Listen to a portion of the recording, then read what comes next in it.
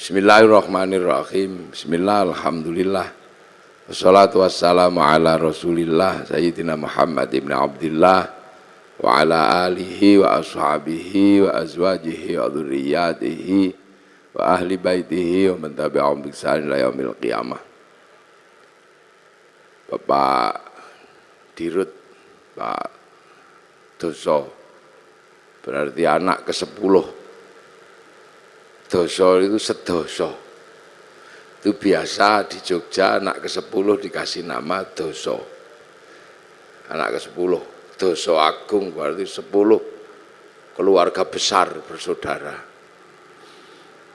Bapak Komisaris Utama, Bapak Heri Bowo dan seluruh jajaran komisaris dan direksi, karyawan, pelindo, hadirin al hadirat yang berbahagia.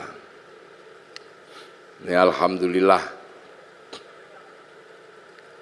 tadi disampaikan oleh Pak Heri Bowo, Pak Komut, Pak halal bihalal ini adalah prestasi orang Nusantara membuat Islam jadi indah. Jadi Islam itu jadi indah karena kepinterannya orang Indonesia. Puasa itu sebenarnya ya yang penting nggak makan dari sebelum subuh sampai maghrib, itu aja intinya, nggak makan, nggak minum, nggak jawil-jawil. Intinya cuman itu. Tapi orang Indonesia jadi pintar, jadi indah. Karena Indonesia ini mataharinya jarang dilihat tumbuhnya secara langsung karena terhalang oleh pohon, maka di Indonesia muncul tradisi imsak. Imsak itu karena mataharinya nggak kelihatan. Di Arab nggak ada begitu, karena Arab itu kalau matahari muncul langsung kelihatan. Di sini juga puasa itu jadi indah. Karena puasa orang sini lebih berat dari orang Arab. Orang Arab kalau puasa keluar rumah lihat padang pasir. Nggak ada orang pengen makan padang pasir. Tapi orang sini keluar rumah lihat jambu, lihat belimbing.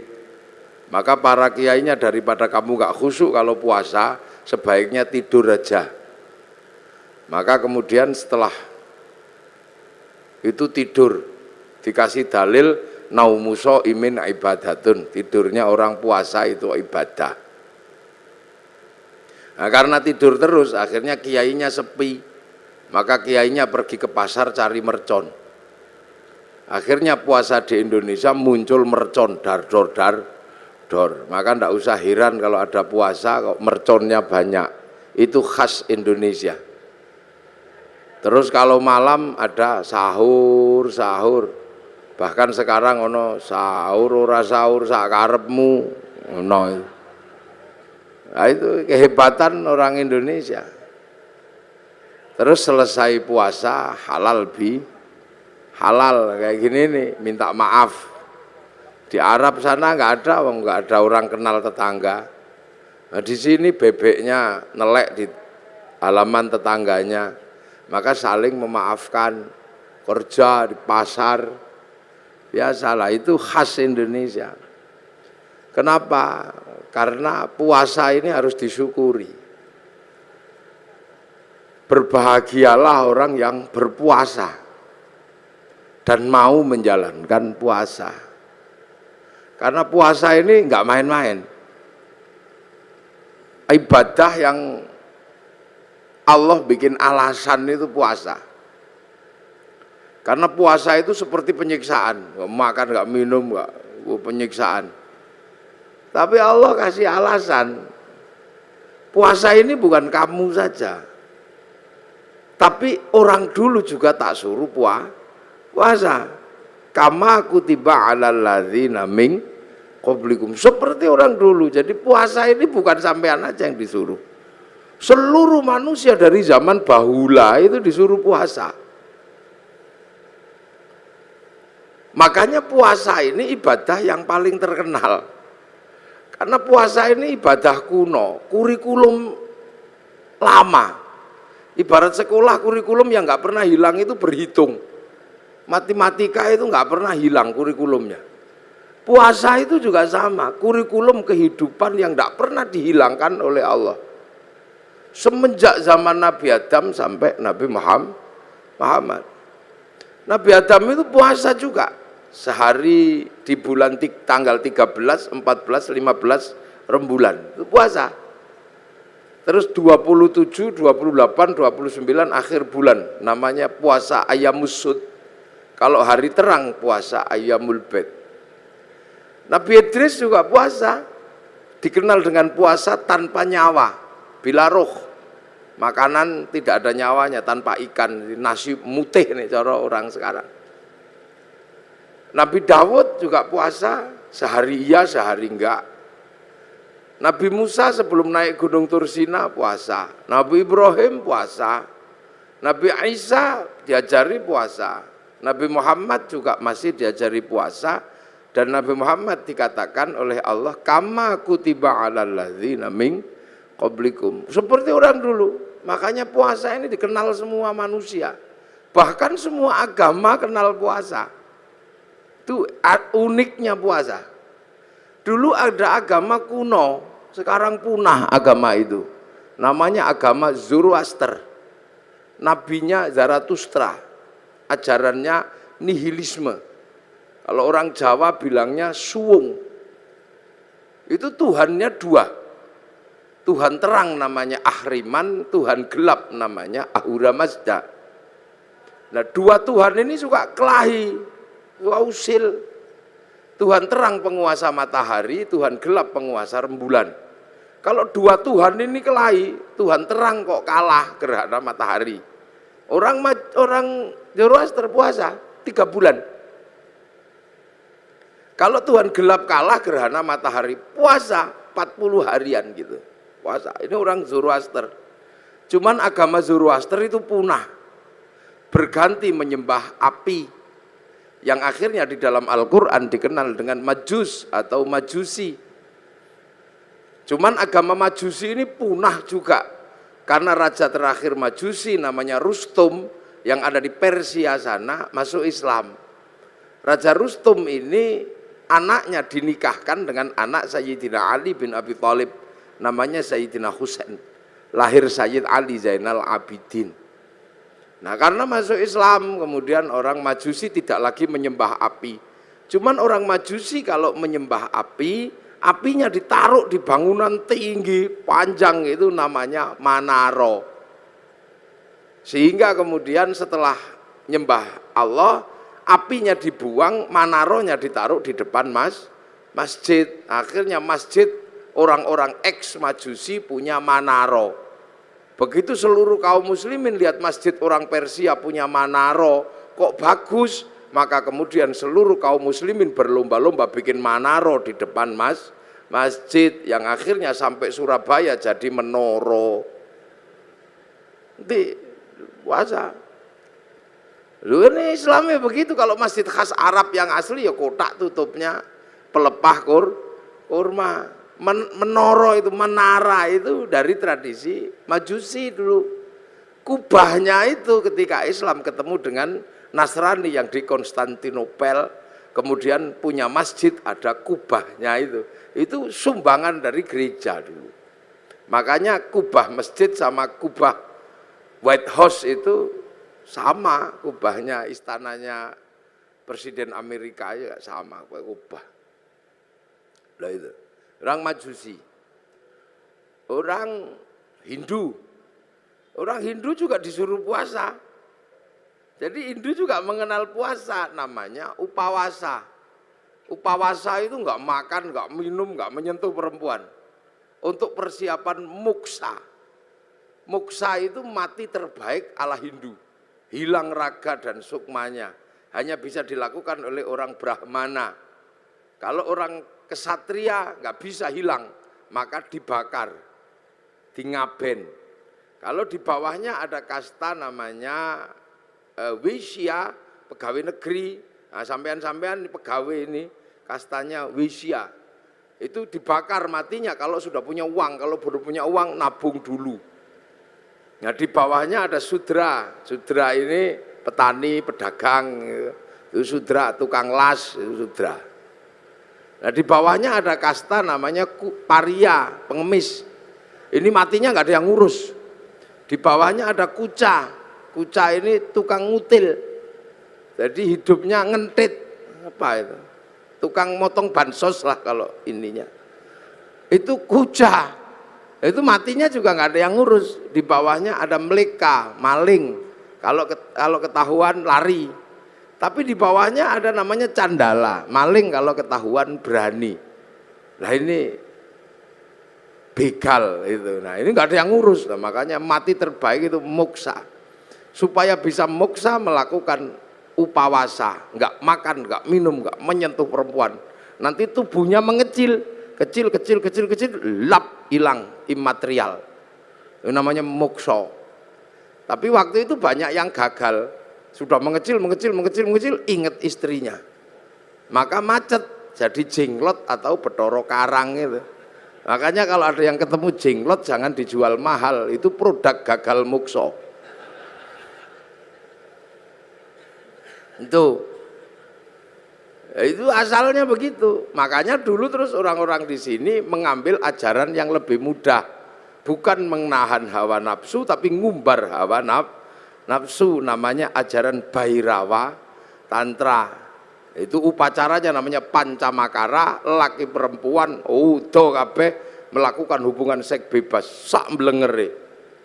Sisane sekarang di Gunung Kemukus Boyolali itu. Terus minum arak sak mblengere itu. Perutnya biar kenyang, kasih makan makanan termasuk tumpeng. Nanti biar kalau sukmanya pergi, tubuhnya masih ada, namanya ngerogo sukmo, kasih makan daging manusia, maka tukul sumanto. Akhirnya orang di sini mampu punya ilmu ngerogo sukmo. Sukmane pergi diajak nyolong, namanya ngepet.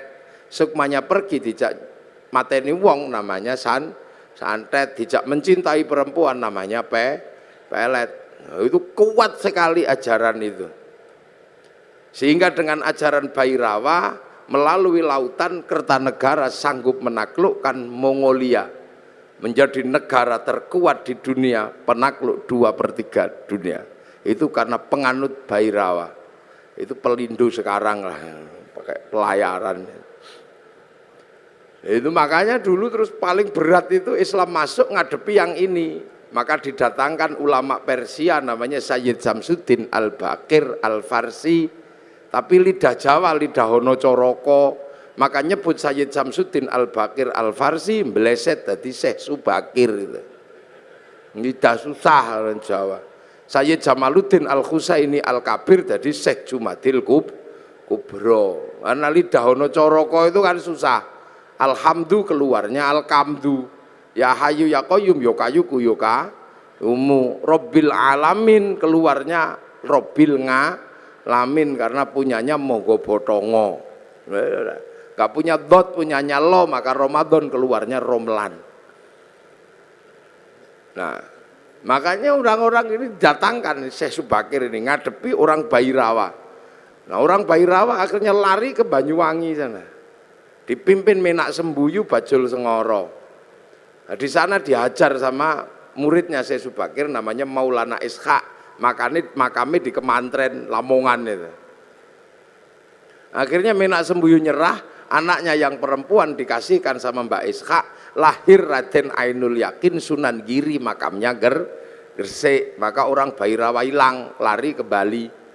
Tapi lama-lama tumbuh lagi orang Bhairawa di Kediri. Nyembah patung Totok Kerot di daerah Pagu Pamenang, tempat moksanya Joyoboyo. Diajar sama Sunan Bonang, akhirnya nyerah. Lah begitu nyerah, ya sudah, kamu muternya tetap gak apa-apa, laki perempuan, tapi jangan nudo, pakai baju.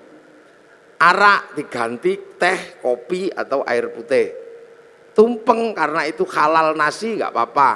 Ingkung manusia diganti ingkung pitik. Mantra ngrogo sukmo diganti kalimat tauhid la ilaha illallah. Makanya kemudian ada Indonesia punya tradisi tumpeng tumpengan. Itu yang dandani namanya Sunan Bonang. Nah, Sunan Bonang mengajarkan kepada Sunan Kalijogo muridnya untuk disebarkan di seluruh Jawa. Sunan Kalijogo mengajarkan pada muridnya namanya Sunan Geseng. Sunan Geseng mengajarkan pada muridnya namanya Mbah Abdul Halim Pangeran Benowo, Surabaya sini. Mbah Benowo mengajarkan pada Mbah Abdul Rahman Pangeran Sambulasem, diajarkan kepada Mbah Jabar Tuban, diteruskan oleh muridnya namanya Mbah Sufyan Tuban, teruskan muridnya Mbah Abdul Halim Boyolali, punya murid Mbah Abdul Wahid Solotigo, punya murid namanya Mbah Khairon Purwodadi, punya murid Mbah Asy'ari Jombang. Nah itu Jombang lagi, punya putra Kiai Hasyim Asy'ari, maka pengikut Kiai Hasyim Asy'ari tidak alergi sama tumpeng. Nah ini berhubung orang Jombang mesti saya jelaskan. Jadi halal bihalal Jombang, tumpeng juga Jombang. Jadi biar Jombang itu ngertinya nggak cuman besut, mancamino. Jadi puasa. Makanya karena upawasa itu nggak makan, nggak minum, nggak menyentuh perempuan. Makanya ketika Islam datang membawa tradisi nggak makan, nggak minum, nggak menyentuh perempuan, namanya Syahrus Siam, kok seperti upawasa.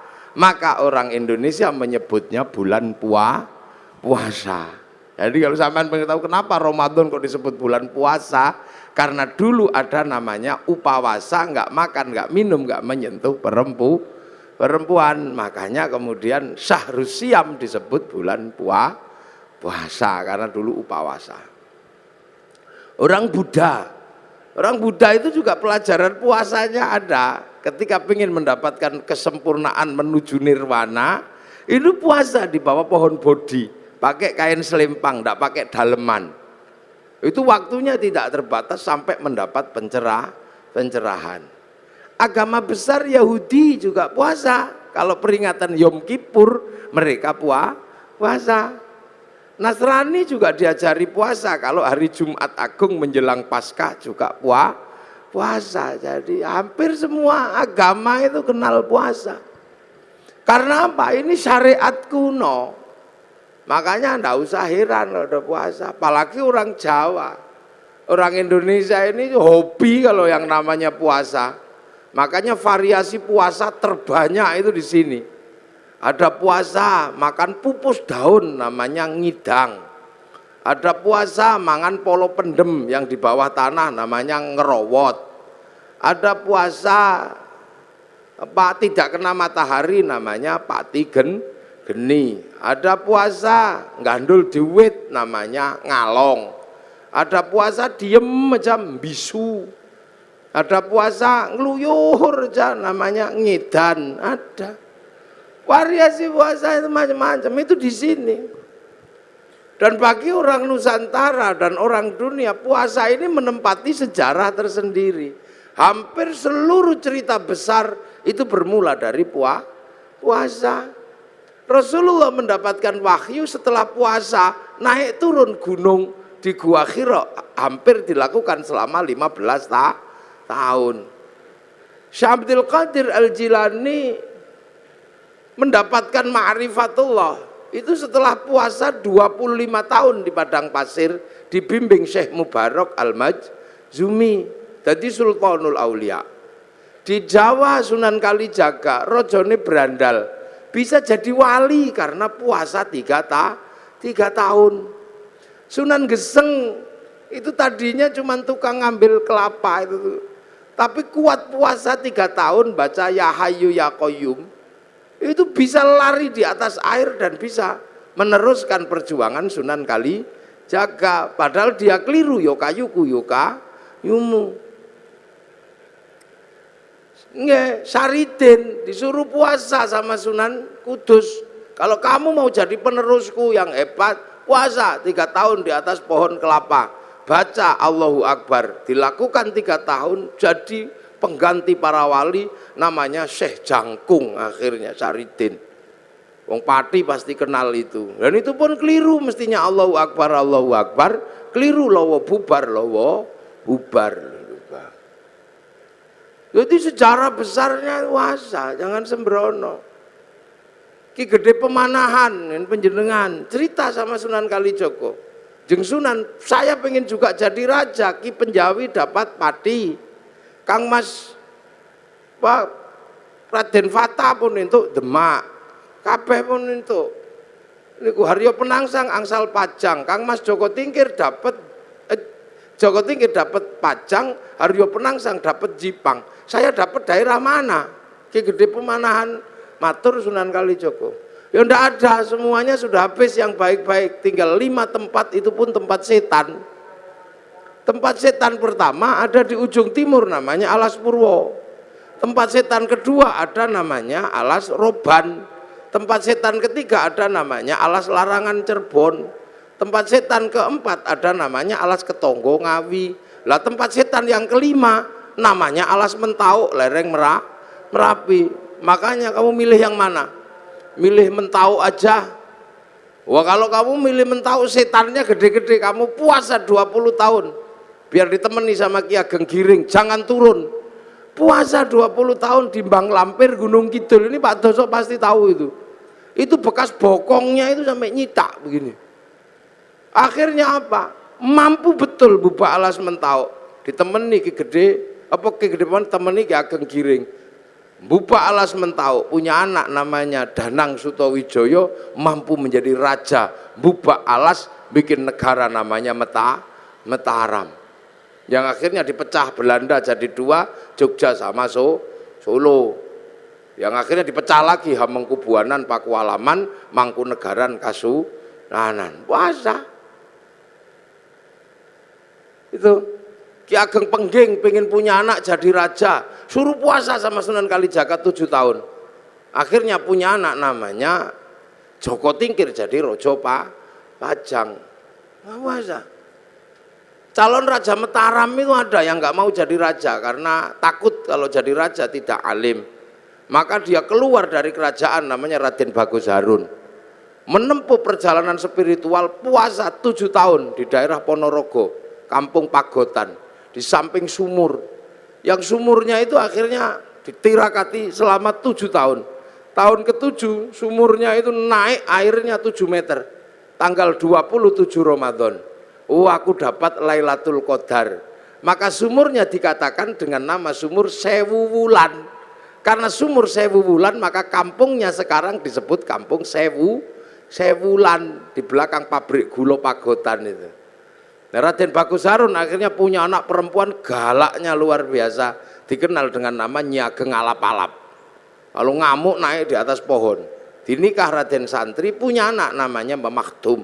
Nikah punya anak Mbah Maklum, nikah punya anak Mbah Tafsir Anom, nikah punya anak Mbah Qolyubi, nikah punya anak Mbah Ilyas. Mbah Ilyas menjadi kandepak pertama di Surabaya. Punya anak perempuan galak namanya Nafikoh.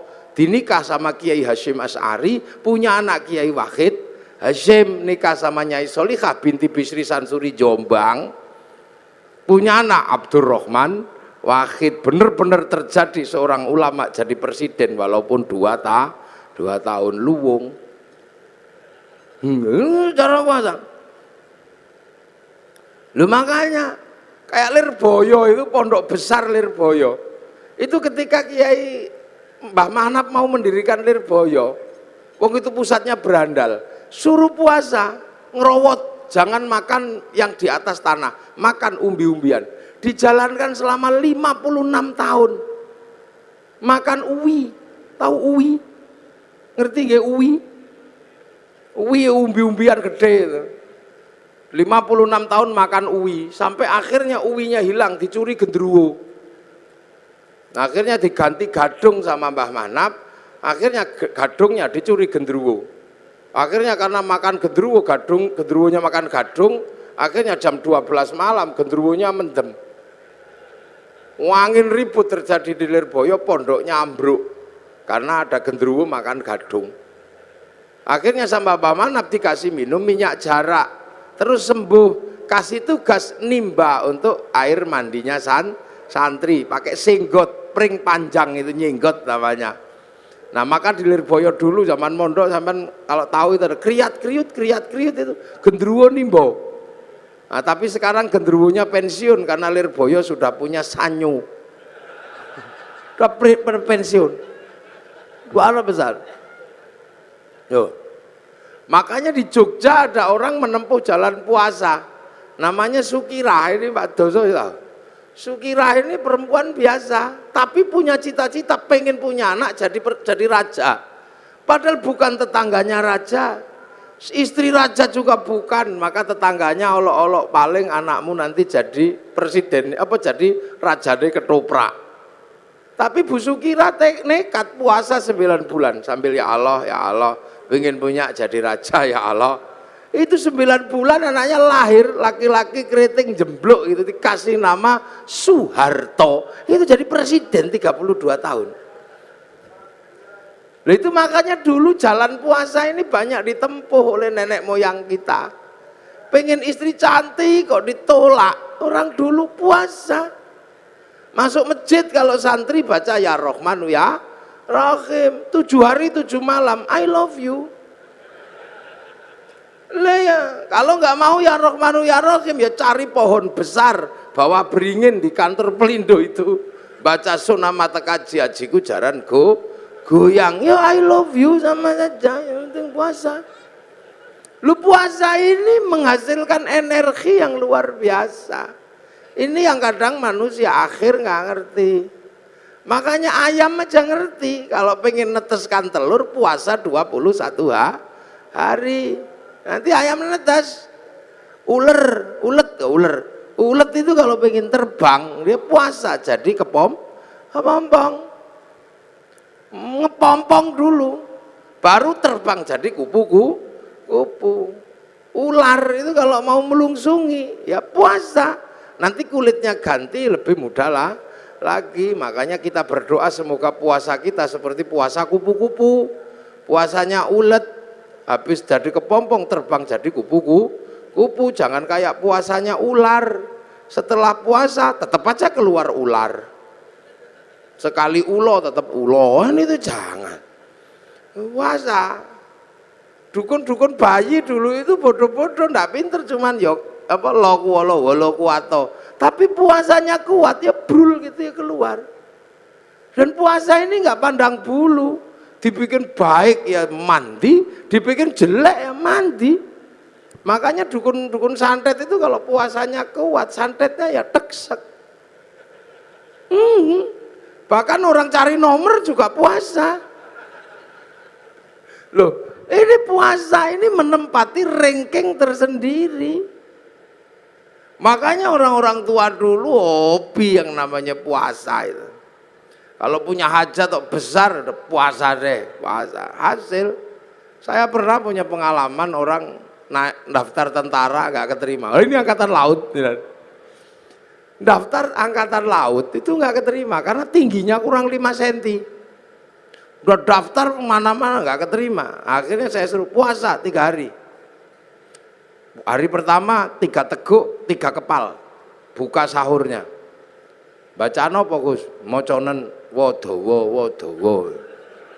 Dibaca selama 3 hari wodowo. Begitu waktunya daftar diukur lebih 5 cm. Untung ora iku nih sing dawa kan. Kudune kan dhuwur ngono tapi keliru saya perintahnya. Tapi kan yakin begitu diukur naik 5 cm. Tasyakuran motong sapi. Begitu motong sapi saking senengnya saya ukur ternyata kurang 5 cm. Lah waktu itu meterannya yang mengkeret atau yang baca yang bingung. Nah sekarang ada di Angkatan Laut Surabaya, maka cari aja kalau ada tentara yang kurang 5 cm ya dia itu.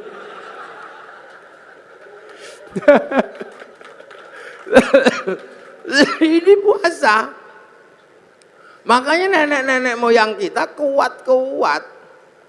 Nah sekarang begitu puasa itu menakutkan, maka orang ini jadi lemah. Jadi lemah. Dulu orang Jawa, orang Indonesia ketemu singo gitu kita ikut semilar, singone lari. Orang sekarang begitu takut puasa, jangankan sama singa, sama melinjo takut. Iya monggo Pak melinjo ora samura tau. Santen itu enggak kenapa kolesterol. Penyakitnya banyak karena nggak ada orang mau puasa. Akhirnya begitu remuk masuk rumah sakit. Dokter harus menangani orang sakit, tapi ketika orang sakit mau ditangani, dokter mengatakan puasa. Ya, puasa dulu. Kalau nggak puasa saya nggak mau ngoperasi. Makanya pasien yang mau dioperasi pun harus puasa. Lu dokter aja ngerti, nah sampean kadang nggak ngerti. Mumpung masih sehat, poso. Jangan kok tiap bulan puasa datang poso maneh. Itu caranya Allah. Dari dulu manusia dikasih senjata yang luar biasa namanya puasa. Gitu. Makanya kalau ada people power enteng-entengan, ada puasa enteng-entengan. Apa puasa enteng-entengan? Diet. Nah diet itu puasa enteng-entengan. Kan Pak Amin kan mengatakan ada people power enteng-entengan. Nah puasa enteng-entengan juga ada, namanya diet. Karena kalau diet kenemenen dead. Nah ini lah ya. Jadi ini dari zaman kuno. Makanya orang itu kalau puasanya rajin kuat, nggak takut apa-apa, sehat. Nah sekarang manusia ini dengan puasa takut. Jadi puasa ini kiri kanan oke. Gaya apik mandi, bikin jelek ya mandi. Cuman puasa kita ini berbeda. Kalau puasa yang diajarkan oleh Allah ini la'allakum tattaqun. Agar kita menjadi orang bertakwa. Apa sih takwa itu? Takwa itu adalah menghadapkan wajah kemanapun, merasa diawasi oleh Allah. Itu. Oh ini ngaji kalau di syuting itu ya gini jadi panas. Lampune siji loro. Ngerti wong pelindung Kiai Ireng. Lampune diakeh, Pak Doso ngerti Kiai Ireng lampune sing akeh. Mengarah ke saya semua ini lampunya, bau panas. Jadi walaupun saya ngadep ke sana, saya nggak lihat ada perempuan di sini, nggak kelihatan. Kalau lampunya ke sini. Takwa itu apa? Menghadapkan wajah kemanapun, merasa dilihat Allah. Nah, makanya orang bertakwa itu menjalankan perintahnya, menjauhi larangannya, karena kemanapun merasa melihat Allah. Lah kenapa kalau merasa melihat Allah, merasa dilihat Allah, merasa diawasi Allah kok harus puasa? Ya memang itu caranya. Karena manusia itu nggak kenal Allah. Ini nggak kenal. Tapi manusia yang asli kan kenal. Manusia itu yang asli kenal Allah, harus tahu ketemu kok. Sudah pernah depan sama Allah manusia itu. Ditanya sama Allah, kamu lupa enggak kalau aku ini Tuhanmu? Enggak ya Allah, aku akan ingat engkau Tuhanku. Alastu bi rabbikum?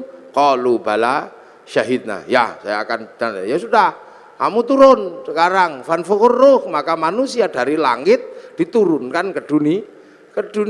Langit bus turunkan ke dunia. Ditaruh di mana? Ditaruh di daging dunia. Lah daging ini produksi lokal.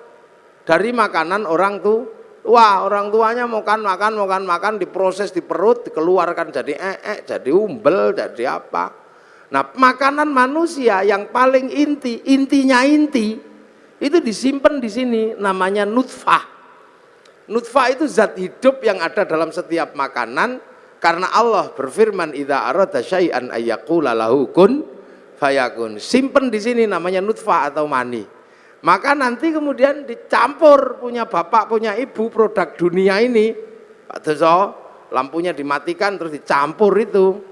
Terus nanti dititipkan ke rahim ibu.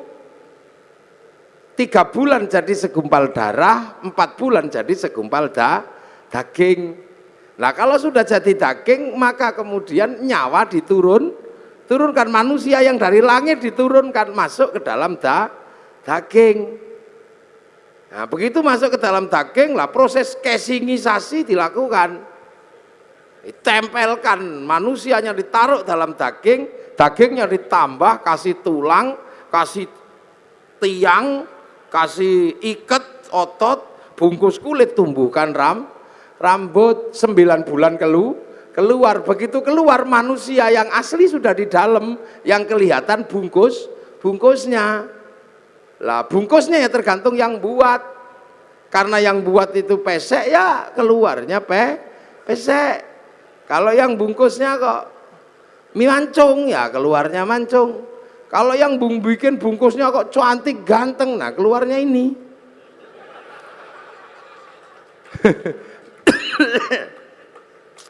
Lah ini maka perempuan itu tempat menanam. Untuk menumbuhkan, makanya Islam mengajarkan nisa'ukum harsul lakum, perempuanmu untuk menanam. Proses casingisasi di perempuan, makanya perempuan itu seperti sawah. Ini sawahnya laki-laki ini yang punya sawah. Nah sawah itu untuk nanam, makanya kalau pengen tanamannya bagus, sawahnya harus bersih. Jangan kok penuh sampah, jangan penuh kotoran, jangan terlalu banyak rumput liar. Makanya biar sawahnya bersih, laki-laki punya tugas membersihkan sawah, belikan lipstik, belikan gelang, masukin salon. Itu loh bener itu sampean yang punya sawah ini harus bersih, harus tampil cantik. Biar tumbuhannya bagus, sawah nggak boleh kering, sawah harus selalu basah dan selalu dipupuk. Nah perempuan juga harus selalu senang hatinya, makanya agar perempuan senang hatinya dia harus selalu dikasih uang. Loh yang laki-laki dengerin, jangan kok terpura-pura nggak denger. Iya ini yang perempuan ini, karena sawah harus selalu basah dan senang. Sawah itu kalau dikasih tanaman nggak boleh dibakar, maka begitu juga perempuan kalau ditanami nggak boleh marahi, maka perempuan itu nggak elok kalau dimarahi. Iya, perempuan kalau marah-marah boleh, karena perempuan itu kalau marah-marah sebenarnya lagi buang sampah. Lebih bener perempuan itu buang sampah karena kehidupan perempuan itu lebih susah dari laki. Perempuan itu pusing. Makanya perempuan itu stres. Saya pernah jadi perempuan sehari aja nggak kuat. Loh iya saya pernah jadi perempuan sehari nggak kuat. Gara-gara saya ribut sama istri saya. Ribut itu perkaranya apa? Perkaranya anak. Saya pulang ke rumah itu berantakan. Saya ngomel sama istri saya, ya dede, sing rewang sakmene akeh, sudah banyak yang rewang santri sakmene. Kok yo masih rusuh kayak gini? Mungkin lagi head kayaknya istri saya. Langsung nyelantap itu, Mas. Jangan gitu. Sampai nggak pernah merasakan jadi perempuan. Anakmu ini ayo gitu. Sampai mau kalau jadi perempuan? Ya tidak, mau saya coba. Sehari saja nggak apa-apa. Akhirnya teken kontrak saya menjadi perempuan sehari. Begitu jadi perempuan sehari jam 2 malam istri saya tak suruh pergi. Tak pergi kamu. Sana yang jauh, jangan kelihatan kalau anak bangun. Ini ada uang 10 juta, ajak temanmu sana. Loh iya. Wong saya mau jadi perempuan. Saya tak kasih uang 10 juta suruh pergi sama teman-temannya. Kamu makan harus habis itu. Ajak habisin makan. Tapi nanti kalau saya telepon karena nyerah, kamu harus cepat pulang. Hitam di atas putih ini saya terjadi. Namanya juga saya juga emosi. Akhirnya pergilah dia. Subuh, bangunkan anak, saya contoh istri saya pidatoni anak saya, enggak bangun, melungker gini. Biasanya istri saya kalau anak enggak bangun dicubit, ikutlah saya nyubit. Kalau dicubit sama ibunya dia bangun, tak cubit ditendang saya anaknya. Mulai pusing, enggak mau bangun. Wah, akhirnya saking judeknya anak turun dari ranjang ono sing nggawa pempes, pusing. Setengah stres saya udah jam segitu. Terus dimandikan biasanya kalau istri saya mandikan kan disemproti satu-satu gitu. Tak semproti ngamuk karena nggak panas. Wah, katuan sing siji begitu tak panas sih kepanasan. Beratnya itu. Habis itu makan, setelah makan tak suapi satu-satu, saya nyontoh aja. Biasanya kan anak saya dijejer gitu terus disuapi satu-satu. Saya yang nyuapi disembur. Jarene kegeden. Piringnya diuncal no. Stres dan saya gagal menyekolahkan anak-anak. Sampai jam 7 masih ribut gak mau sekolah. Ndasku mumet. Jam 10 itu rumah itu dicat semua. Pakai lipstik, digambari. Jam 1:30 saya nyerah jadi perempuan. Dek pulang, ampun, menyerah saya. Pulang ternyata istri saya sudah di tetangga gitu, langsung pulang. Iya saya ngerti sampean gak akan kuat. Tak cekel tangannya, tak ambung ping pitu itu saya. Semenjak itu, semenjak itu saya tahu bener-bener jadi perempuan itu beratnya luar biasa. Kapok saya. Wis gak kemana-mana aku mau dadi wedok, aku mau dadi lanang iso dolan. Iya jadi berat. Makanya saya anggap perempuan itu kalau ngomel buang sampah. Dan laki-laki itu tempat sampah. Makanya kalau perempuan kita lagi buang sampah, tempat sampahnya jangan ditutup. Nanti dibuang ke tetangga sampahnya. Weanan sama tonggo pusing kita. Karena laki-laki itu sama anak dan istri lebih memilih istri. Loh iya, suami itu lebih sayang istri daripada sayang anak. Mulutnya aja yang sering mengatakan saya lebih mencintai anak dari kamu. Enggak, kata siapa? Laki-laki manapun pasti lebih mencintai istrinya. Buktinya ada.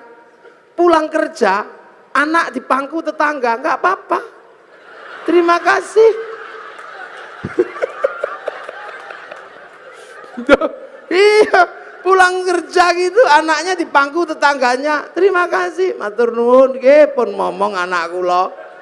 Coba kalau istrinya yang di pangku tetangga, oh langsung bawa arit. Itu tandanya bahwa suami lebih cinta istri, gayanya aja. Makanya perempuan kalau ngomel udah biasa, dia lagi buang sampah, itu udah. Dan perempuan kalau lagi emosi harus diredam karena bahaya kalau perempuan itu emosi nggak diredam, marahnya menjadi-jadi. Saya punya pengalaman meredam istri yang sedang marah, tak kasih contoh. Ini saya pengalaman pribadi, curhat saya. Bukan curhat, kasih pengalaman. Istri saya tak suruh dandan, Dik, dandan yang cantik, karena nanti kawinannya santri. Maka habis subuh dandan sampai jam 7 pagi. Perosoku begitu keluar itu cantiknya luar biasa istri saya itu. Oh cantik itu, pergilah ke pernikahan. Bawa anaknya satu, bawa santri satu, namanya Arifin. Begitu sampai di perempatan, ya Allah, di seberang sana ada perempuan cantiknya luar biasa. Di dalam mobil, rambutnya merah, kacamatanya neng bun-bunan gini. Lelaki-laki lihat gitu yang merucut. Ya Allah Pin, Ayunita itu. Lah begitu saya bilang itu lupa kalau bawa istri. Saya dicubit dari belakang itu sakitnya luar biasa. Sampai hari ini masih kerasa sakitnya. Padahal sudah 3 tahun yang lalu. Akhirnya saya bilang enggak deh, ya enggak mau ngomel berang dasar matanya laki-laki. Wah, mau ngomong enggak deh, enggak mungkin, saya udah terlanjur ngomong. Wah itu alisnya itu udah letrek semua itu sini-sini nggak ada. Wong nangis. Saya menyesal tapi apa guna, udah terlambat. Sebenarnya saya menyesal juga tapi wis kadung cawit sakit dicakar kelambi belakang saya suwek emang. Diodol emosi perempuan kok singo kalau udah emosi. Enggak peduli itu. Perempuan itu kalau udah emosi enggak peduli mau dimanapun lagi. Cakar-cakar udah. Akhirnya saya redam, Dek. Memang aku tadi lihat perempuan cantik. Iya, tapi dasar matanya laki-laki. Udah tersembunyi masih bisa dilihat. Iya karena aku laki-laki, Dek. Laki-laki itu melihat perempuan cantik tersembunyi apapun pasti tahu. Karena aku laki-laki. Kalau aku nggak mampu melihat perempuan yang cantik dan tersembunyi, mana mungkin aku dulu menemukanmu. Itu langsung kendor cubitannya itu. Coba kalau istri saya tak bawa, saya kan bisa nanya langsung itu. Masya Allah, boleh emosi. Itu perempuan itu untuk nanam lah, makanya ini sampean-sampean ini jangan lupa ini sawah, perbaiki sawahnya, kasih lipstik, jangan banyak sampah. Mosok perempuan dastere modal ngono aja. Kasih uang biar senang perempuan itu, kalau senang hidupnya tentram, anaknya juga ikut senang. Jangan suka dimarahi, kalau dimarahi emosi perempuan, kalau dimarahi panas hatinya. Di bawah hati apa di atas hati ada payudara. Karena jantung itu di bawah payudara. Dan jantungnya panas, payudaranya ikut panas. Air susunya panas, sebatere santen ini blondo. Diminum bayi ya bengek. Makanya kalau teteknya nggak sehat, bayinya bengek. Maka ada istilah tetek bengek.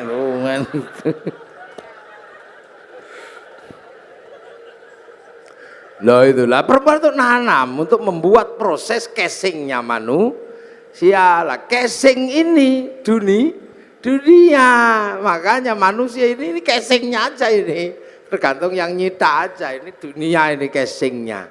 Tangan ini dunia, maka dia senengnya dunia. Mata ini dunia, wong dari produk dunia kok. Makanya tangan laki-laki dimanapun kalau lihat bokong pasti pengen demek.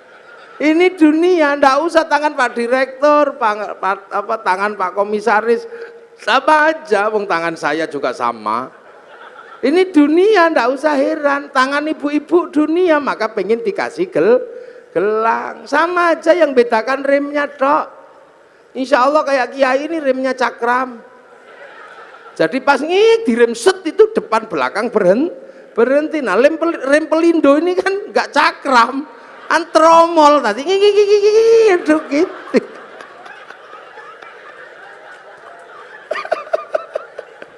Lah ini dunia.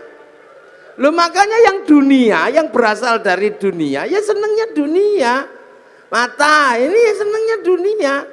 Kaki ya senengnya dunia, telinga senengnya dunia. Nggak usah heran.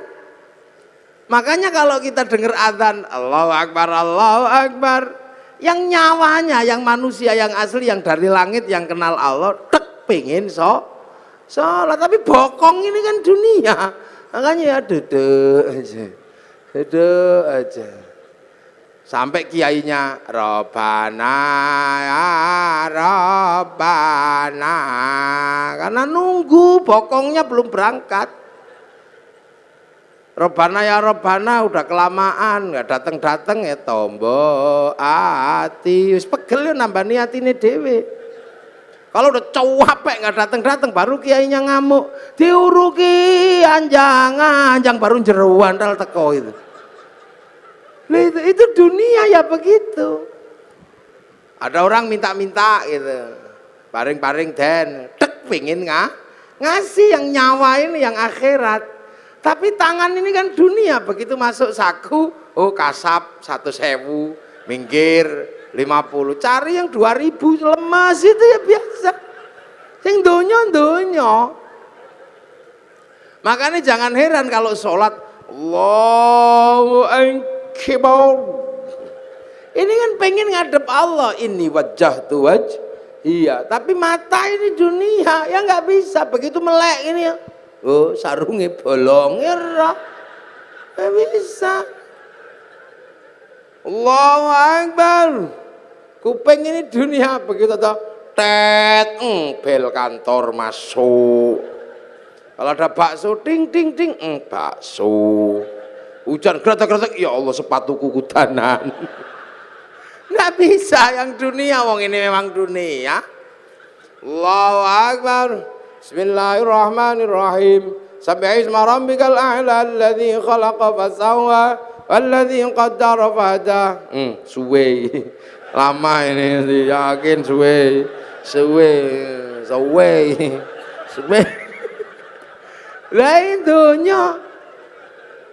Lah ini dunia, makanya nggak usah heran. Yang dunia senengannya dunia. Tapi kan ini raga punya tugas menghantarkannya nyawa. Sama dengan padi punya tugas mengantarkan beras. Sama dengan debok punya tugas mengantarkan pisang. Lah manusia punya tugas menghantarkan innalillahi wa inna ilaihi raji'un. Makanya nanti tiba-tiba ya sudah, satu saat ini semua akan kembali. Nah yang kembali apa? Ya nyawanya. Yang dari dunia ya dikembalikan lagi ke tanah. Itu balik ke tanah, kubur situ, terus dimakan cacing, bosok, ruwak, bosok. Bosokannya cacing dihisap sama rumput, rumputnya dimakan sama kambing, kambingnya dipotong bikin anak lagi. Lah itu namanya teori rantai makanan. Makanya manusia, padi, pisang sama. Ada waktunya panen. Kalau padi dipanen sama Pak Tani, pisang dipanen Pak Tani, manusia dipanen sama malaikat Israel, panen aja.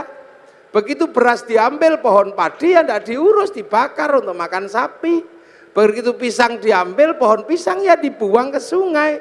Begitu manusia diambil isinya, ya kelontongannya ya dibuang ke kuburan, sama aja. Nah padi walaupun terpisah dari pohonnya, begitu masuk laboratorium tetap ketahuan padi organik atau bukan organik walaupun sudah terpisah. Orang nggak perlu lihat pohon padinya dulu seperti apa, rekam jejaknya ada di beras, rekam jejak pohon pisang ada di dalam pisang, rekam jejak kehidupan manusia ada di dalamnya nyawa. Makanya ya cari rekam jejak yang bagus. Itu tangan ini merekam jejaknya nyawa, mulut muni apa wae rekamannya ada di dalamnya nyawa. Sama kayak syuting itu, ngadep saya dari tadi. Itu tugasnya cuman apa? Nyarikan bekal kartu memori. Setelah ngerekam saya, syutingnya dibanting nggak apa-apa. Yang penting memorinya masih ada, diputer keluar gambarnya, sama aja. Manusia juga gitu, makanya cari rekaman yang bagus. Nah, orang tidak mendapat rekaman bagus kalau nafsunya tinggi, egonya tinggi. Lah ego itu ada di dalam jasad, makanya jasad disuruh ngurangi makanannya agar ego jasadnya turun. Makanya kalau mata melihat gini, egonya turun, lihat istri gemuk, alhamdulillah, egonya udah turun, alhamdulillah gemuk, tanpa tak kasih makan 3 hari juga masih hidup. Akhirnya ruhani kita merekam alhamdulillah. Tangan pegang panas, masya Allah. Tapi kalau ego tangannya tinggi megang telek, oh telek ini ya yang terekam telek. Sendal hilang, kalau egonya sudah turun, sendal hilang, masya Allah. Tapi ini egonya tinggi, sendalnya hilang, waduh sih ya sudah, kambing ini. Akhirnya yang terekam itu kambing. Begitu masuk laboratorium kok ada kambing dipanggil, "Beng, kok kamu ada dalam hatinya orang ini?" "Iya ya Allah, fitnah itu ya Allah." Fitnah itu hoax itu dulu. Saya nggak terima karena saya difitnah nyuri sendal. Padahal seumur-umur tidak ada kambing nyuri sendal. Lu itu ada, makanya rekaman ini itu. Pelajaran dasarnya itu sebenarnya. Makanya manusia harus punya rekaman yang baik. Lihat Pak Preskom gini, oh ulang tahun, alhamdulillah beliau belum ada ubannya. Lu kan keluar. Nah kalau yang egonya tinggi, udah setua itu, masih nggak ada ubannya, pasti semir 1 kilo itu. Akhirnya rekaman disinya semir 1 kilo. Tapi kalau egonya turun, alhamdulillah. Kita ini punya chip namanya nyowo, sampean jangan lupa. Lihat apapun direkam oleh nyowo. Seperti kamera itu, lihat saya, gitu nanti rekamannya ada. Ada itu syuting. Kalau musim kampanye, ada, ada,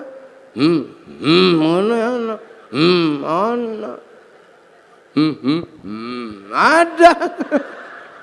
Itu rekamannya ada semua itu di situ nanti. Sama dengan manusia, dingke wong adus, ono sesuk rekamane. Begitu diputer metu meneh rekamane sampean saumur urip ada. Makanya rekamlah yang bagus. Nah, agar rekamannya bagus, nafsunya harus Kan lah nafsu diturunkan dengan cara puasa. Makanya orang kalau puasanya ini kuat, nafsu egonya tuh turun. Sebab apa? Orang kalau sudah egonya turun, apa-apa bisa melihat Allah. Ayam naik masjid, itu orang kalau egonya turun, ayam naik masjid, alhamdulillah, masya Allah ada ayam naik masjid, syukur ya Allah terima kasih. Kenapa?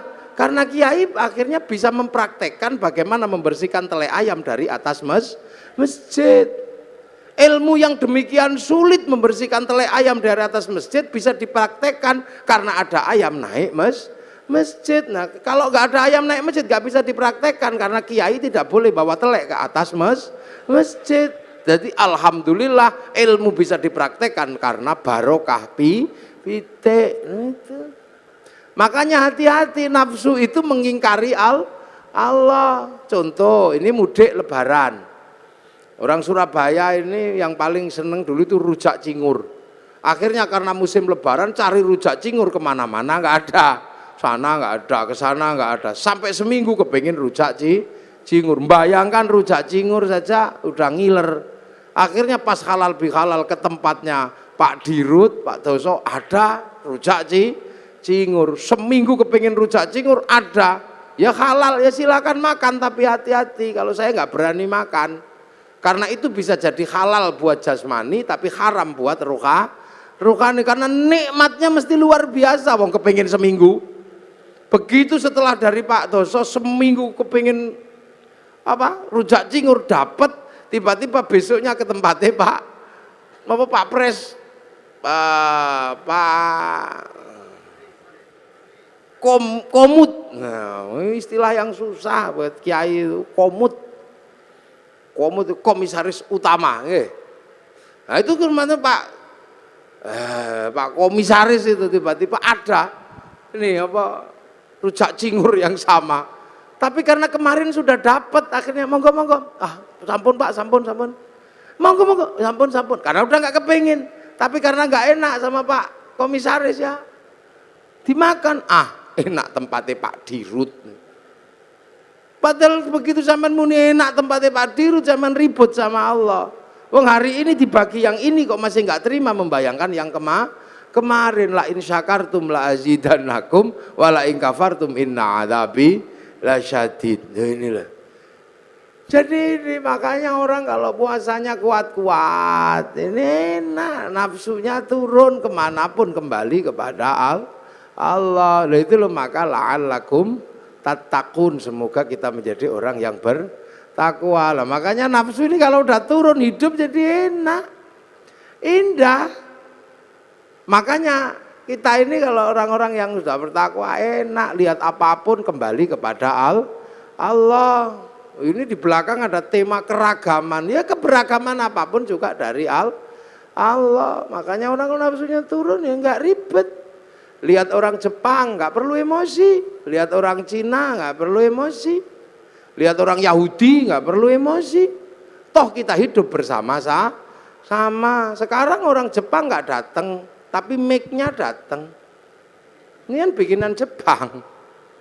Ya, jadi kita ngaji ini pun melibatkan orang Jepang. Kita ngaji melibatkan kipas angin mereknya Mas Pion, Cino sih gawe. Kalau kita malam longok-longok pengen ngerokok, gudang garam Cino. Pergi haji kita nggak bisa jalan kalau nggak ada pesawatnya orang Yahudi. Wong Pak Habibie disuruh bikin pesawat nggak jadi, wong namanya tetuko. Sing teko tuku, sing tuku ra teko. Makanya kiai-kiai nggak ada yang ribet. Istri kita cantik-cantik karena parfum dan bedaknya orang Prancis. Nasrani karena bedak Surabaya nggak mau make, wong beras ditumbuk ya blonteng kah. Biasa aja hidup itu begitu. Iya kita ngaji gini misalnya, ya ngaji ini baik, wong pengajian. Ya makanya kalau saya mengatakan saya lah orang terbaik hari ini, ya bisa saja, wong saya sendirian ngomong di depan minumannya banyak. Tapi saya juga nggak bisa terbaik di sini karena baiknya saya ada panitia yang bikin pengajian. Kalau nggak ada panitianya ya saya nggak ada di sini. Lah terus siapa yang terbaik? Ya panitia pasti mengatakan saya yang terbaik. Saya mengatakan kalau saya nggak datang pengajianmu jelek. Lah itu baru 2 udah ributnya luar biasa. Belum lagi kalau sampean ikut-ikutan. Ya ini menjadi baik karena saya mau hadir. Coba kalau saya nggak ada yang datang, itu bukan pengajian namanya. Lah apa? Cek sound. Bukan kayak gini. Lah orang-orang yang sudah mengembalikan semua kepada Allah, enak, nggak ribet, biasa aja orang. Terus kita misalnya, ini pengajian jadi indah karena ada yang nata kursi. Apa yang nata kursi itu sholat subuh? Ya belum tentu. Jangan-jangan yang nata kursi nggak sholat subuh, tahu. Sama kita makan jadi enak karena apa? Ada bumbu. Bumbu bisa enak karena diulek pakai cowek. Kita nggak pernah tahu waktu bikin cowek itu bikin cobek. Jangan-jangan pas airnya kurang dikencingi juga nggak tahu gitu. Hidup itu indah. Jadi orang itu kalau sudah mengembalikan semua kepada Allah, nyaman, udah nggak ribet. Orang Surabaya ini nggak punya garam, yang punya garam orang Madura. Sampai nggak tahu waktu orang Madura bikin garam, jangan-jangan kebelet pipis kolamnya dipipisi, ya nggak ngerti kita. Makanya jangan mudah berburuk sangka sama orang, biasa aja hidup itu. Ini makanya akhir-akhir ini begitu orang takut puasa, ini orangnya ribut aja, dikasih apa ribut, dapat apa ribut, itu biasa aja. Ini ngaji, ya ini ngaji, ini minumnya kopi. Kopi ini kita nggak ngerti, jangan-jangan yang metik kopi ini belum gajian, ini kita nggak tahu. Jangan-jangan yang metik kopi malah mati digigit ular. Maka semua kembalikan aja deh kepada Allah. Nah ini syaratnya apa? Nafsunya turunkan. Minimal dengan mengurangi makan kita bisa berlatih untuk menghadirkan dalam setiap kehidupan merasa ada Allah. Sehingga apapun rekamannya bagus. Makanya kepala sering diajak ngerekam. Kalau zikir la ilallah. Biar kepalanya ini merekam Allah, tangannya pakai tasbih, Allah, ini rekamannya Allah. Semua direkam, makanya sampean jangan heran. Rekaman kita ini terhubung langsung dengan servernya Allah, namanya Lauhil Mahfud, sama kayak sampean. Karena punya kartu handphonenya, bisa di GPS kemanapun, sama dengan manusia, mau lari kemanapun di GPS sama Allah. Loh ya inilah, nah ini yang bisa kita ambil dari yang namanya puasa itu ini. Nah ini halal bihalal ini. Pak ini amma ba'du. Nah ini baru muqaddimah selesai. Lu saya belum mulai ngaji. Lah kan saya baru amma ba'du. Lu ngajinya kiai itu ada amma ba'du. Dari tadi sudah amma ba'du belum saya? Ya belum. Ini baru amma ba'du, jadi ini baru muqaddimah. Ini baru pembukaan. Lah inilah artinya ini, pokoknya tahun depan ini jangan kaget, puasa aja deh.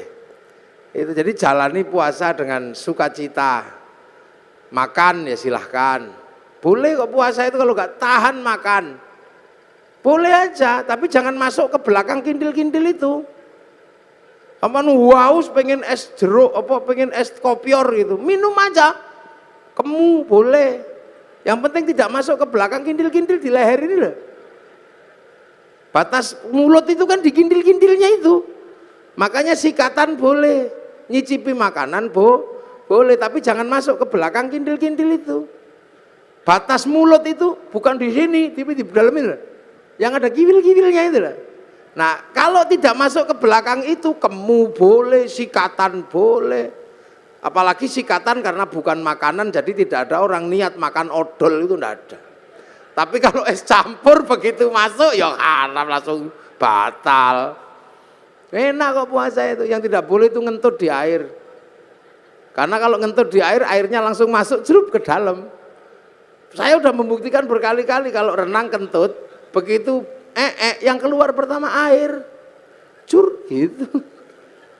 Makanya sampean kalau enggak bisa paling gampang kentut di dalam air, nanti dia berfungsi seperti apa? Yang biasa dicelup itu apa? Dul kolak, sama kayak gitu. Nanti terus langsung mulek terus keluar. Nah itu tidak boleh, makanya puasa itu nggak boleh kentut di air karena airnya masuk. Tapi kamu nggak apa-apa, ngemut permen lollipop juga nggak apa-apa. Yang penting tidak masuk ke belakang kintil-kintil itu batasnya di situ. Itu batas minimalis pokoknya. Jadi puasa itu. Kangen sama istri, wel enggak apa-apa, boleh. Yang penting jangan di situnya aja. Ini yang kadang orang tidak memahami, dipikir ngono ra oleh, boleh aja. Keuangan ya wel gludung. Yang penting jangan itunya aja. Kalau bisa, kalau enggak ya jangan. Duit apa sih itu? Sore-sore masak, ngicipi boleh, yang penting tidak ditelan sampai ke belakang. Kintil. Itu aja. Nah inilah makanya semoga ini mengingatkan kita semua tentang puasa. Selebihnya nanti ada hal-hal yang lain, kalau masih ada waktu ya kapan lah kita sambung lagi. Ini muqaddimah aja untuk menjelaskan biar kita nggak takut puasa. Karena puasa ini kama kutiba alal ladzina min qablikum. Mudah-mudahan ada manfaatnya. Ihdinas siratal mustaqim. Assalamualaikum warahmatullahi wabarakatuh.